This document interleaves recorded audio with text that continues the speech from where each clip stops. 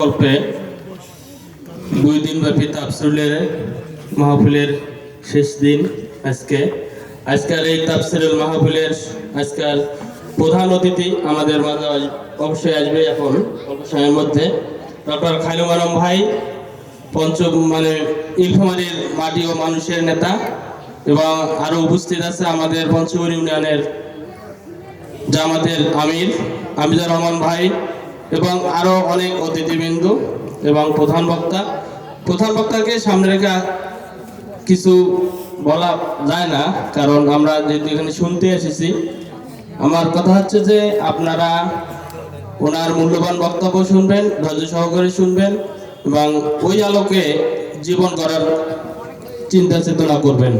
একটা মানুষ যখন 5 ওয়াক্ত নামাজ পড়ে, আল্লাহকে ভয় করে এবং রাসূল সাল্লাল্লাহু আলাইহি সাল্লামের আদর্শ মানতে চায়, তখন ওই মানুষটা অন্য কোনো রাজনীতি করতে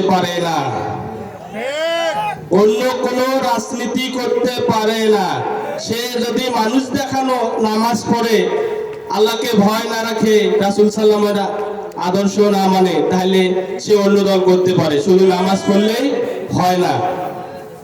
আমার মনে হয় আপনারা জানেন যে একটা মানুষ সুন্দরভাবে চলতে গেলে আল্লাহর কাছে ভয় যদি থাকে, সে শূন্য পর্যায় থেকে এসেছে, যখন আসছে সে খালি গায়ে এবং সে শেষ পর্যন্ত যে যাবে, সেও কাপড়টা যে কে কিনবে সে নিজেও জানে না।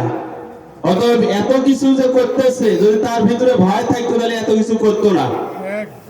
আমার আপনাদের কাছে অনুরোধ থাকবে যে আপনারা নিজেকে মানুষের মতো মানুষ হয়ে যেন কবরে চলে যান, কারো সাথে অন্যায়, অবিচার, অত্যাচার, জুলুম, এলাকাবাসী, আত্মীয় স্বজন সবার সাথে সুসম্পর্ক বজায় রাখবেন, যাতে আমার মৃত্যুর পরেও কোনো ব্যক্তি যদি বলতে না পারে এই ভদ্রলোক খুব খারাপ ছিল, এইটুকু নিয়ে যাবেন না। এবং সবশেষে আমার কথা হচ্ছে যে আপনারা আপনাদের আশেপাশে সবাইকে সুন্দর দৃষ্টিতে দেখবেন এবং আল্লাহকে ভয় করবেন, তখন আপনার কাছে চলে আসবে অটোমেটিক আপনি কোন দল করবেন। সকলে সুস্বাস্থ্য দীর্ঘায়ু কামনা করে এই বলে আমার বক্তব্য শেষ করছি। আসসালামু আলাইকুম। আলহামদুলিল্লাহ।